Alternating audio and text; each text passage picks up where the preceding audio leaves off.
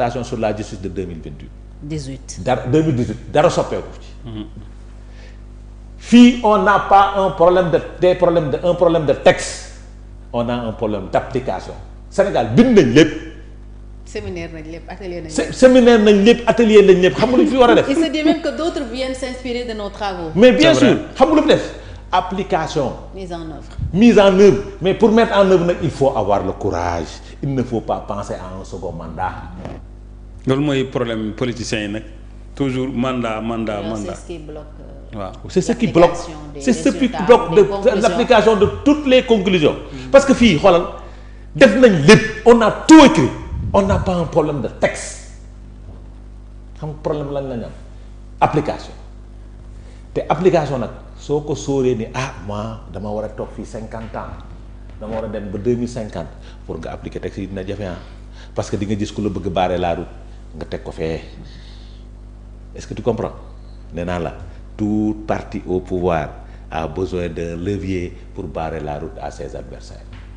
ils n'ont qu'à travailler loolu moo gën. dama ne ku liggéey.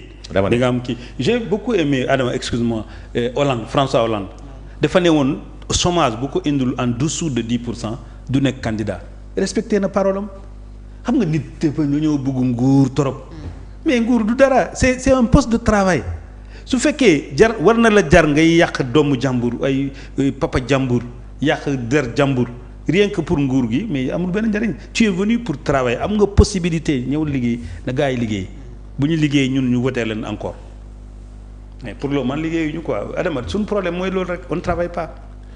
on ne travaille non on veut faire disparaître les problèmes. nous ne savons voilà. nous ne savons pas il faut résoudre les problèmes. c'est-à-dire xam nga nag résoudre les problèmes il faut trouver une solution. Ouais. Et le livre a disparu. Ouais. Bon loolu c'est le bon propos de Adama quoi. Et le livre a disparu. Ouais. parce que gis nga Sénégal defar ko yomb na. ah apparemment non 50. j'ai dit. defar ko yomb na. Sénégal gii. defar ko yomb na xam nga lu muy laaj. fulla ak fayda ak xam priorité yi. loolu mooy sunu jafe-jafe nag. mais nous ne connaissons pas les priorités de l'heure. Ban genre de pays nous voulons d'ici 50 ans? On l'avait un pays émergent d'ici 2035. Mais d'ici 2025, qu'est-ce qu'on aura? D'ici 2050. D'ici 2050, qu'est-ce qu'on aura? Pastef. Non, je n'ai pas dit. Qu'est-ce qu'on aura? Quel ont... type de Sénégal on aura? Ah non, ça c'est... Ils ne l'ont pas dit. Non, ils donnaient des indicateurs. Ils ne l'ont pas dit. 60 francs... Macky Sall avait dit un pays émergent en 2035. Ouais. On aura quel type de pays? Agenda 2050. Wow. Quel type de pays nous avons en 2050? Est-ce qu'on va se développer? Est-ce qu'on va nangam fan lañuy tollu en 2050? Ouais, ça c'est le... Ils ne nous ont pas fait le portrait du Sénégal 2050. Ils ne nous ont pas fait le portrait robot du Sénégal 2050. Ils nous ont juste dit une transformation systémique. Moi je dis une transformation systémique ne règle pas un problème. Il faut aller vers ce qu'on appelle la transformation holistique, n'est-ce pas professeur? Tout à fait. D'ailleurs, loolu mooy transformation. Loolu mooy transformation. La transformation doit être holistique. Mais pas systémique. Moo tax ma ne la ils ont raté la chose depuis le départ. Depuis le départ. xoolal xam nga luy transformation systémique. Holistique mooy dañuy reprendre tout à zéro. C'est ça la transformation holistique. Mais une transformation systémique xam nga lan la c'est du taf yëngal. moo tax. xam nga gars yi dañuy utiliser concept yi rek sans pour autant reconnaître quoi nañ ma baalaax. nañ ma baalaax quoi. non mais j'aime bien ton expression changement holistique. c'est une transformation holistique c'est ça. c'est une transformation holistique. pas une transformation systémique. dama ko yàgg wax nag duñ ma dégg képp kuy def transformation systémique tu es dans du taf yëngal. les choses le système n'évoluera pas le système ne changera pas su nekkee da ngay changer système bi ngay changer il faut aller vers une transformation holistique. te su boobaa li ma la waxoon ngay def s'enfermer. tëju. il faut avoir le courage. tout à fait. jërëjëf Adama mais nag ki koy def mooy ki xalaatul deuxième mandat. parce que day metti. trop et kooku mooy perdurer à la tête de ce pays. tout à fait.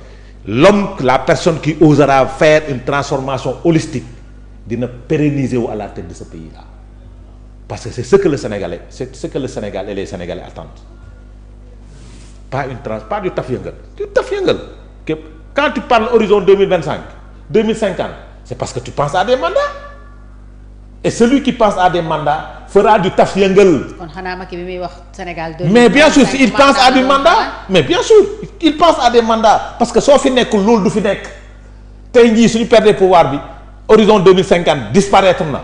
comme ni PSE disparaître. ku ne ñëw indi sa plan. Roosevelt da ko wax. on reprend à zéro. Roosevelt dafa ne. tout président toute personne une fois élu président de la République pense à son second mandat. et quand on passe à son second mandat on sera dans du taf yëngal du ñu def dara.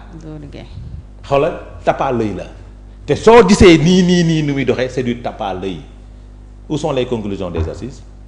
ñu ngi koy. xam nga tape à l'œil bi mooy ne. xam nga tape à l'œil mooy ne nga ñëw fekk fi des conclusions bàyyi ko fi ne da ngay def ay conclusions leneen les gens te donnent les mêmes conclusions loolu du tape à l'œil un chef d'État une fois installé doit dire quelles sont les conclusions des qui existaient. dans les tiroirs. sortez-les-moi teg leen ma ko ma xool mais non man il faut que je fasse li fi nekkoon il faut ma def sama yëfu bopp waaw parce que je peux être dans la transformation systémique sénégalais yi gàddu ko systémique c'est du taf yëngal.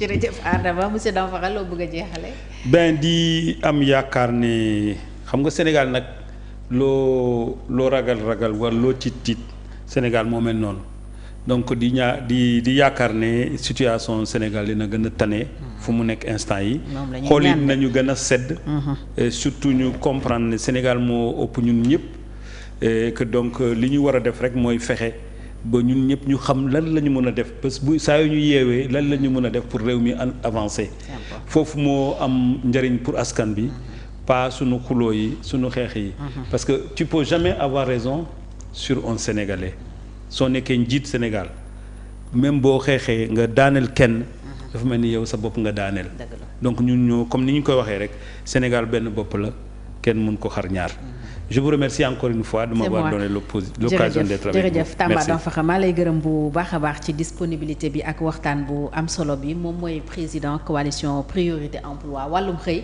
moo ko yitteel waroon naa la ci bàyyil dara nag mais je pense que liñ fi wax yëpp bu sottee Adama m'a beaucoup parlé de l'employabilité de l'emploi xëy dina yomb macha allah donc maa ngi lay remercier waat bu baax a baax di la féliciter aussi ci analyse yu am solo yi tout comme Adama Fall moom temps yi macha allah dafay gën di yéegal niveau bi saa yi da ngay gis temps yi moom yaa ngi jàng macha allah jërëjëf Adama di gërëm ñëpp ñu newoon ci live bi nag autant que vous êtes bàyyiwuñu kenn beral nag nuyoo ak ngërëm suñu super fan Ibrahima Pleya di leen wax ngeen def ni moom souscrire ci badge super fan bu Télé Sénégal ça ne vous coûte rien c'est une manière de soutenir votre chaîne préférée et en retour aussi dina leen may ay privilèges yu baree bari parce que am na ay contenus yoo xam ne yéen dong lañu ko